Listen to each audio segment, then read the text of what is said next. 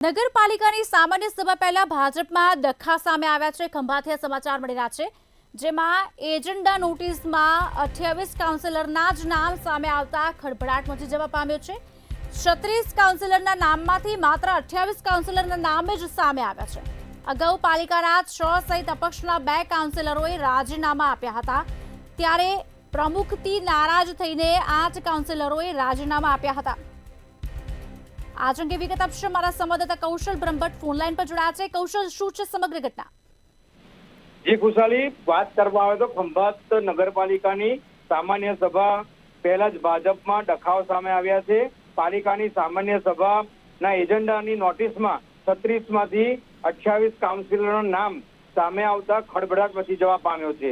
થોડા દિવસ પહેલા જ ખંભાત પાલિકાના ભાજપના 6 અને અપક્ષના 2 કાઉન્સિલર દ્વારા પ્રમુખથી નારાજ થઈને રાજીનામા ધરી દેવામાં આવ્યા હતા।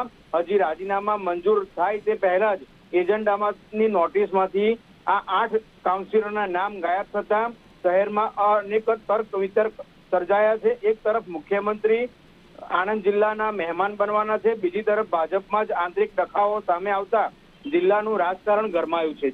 જી આભાર સમગ્ર માહિતી આપવા બદલ।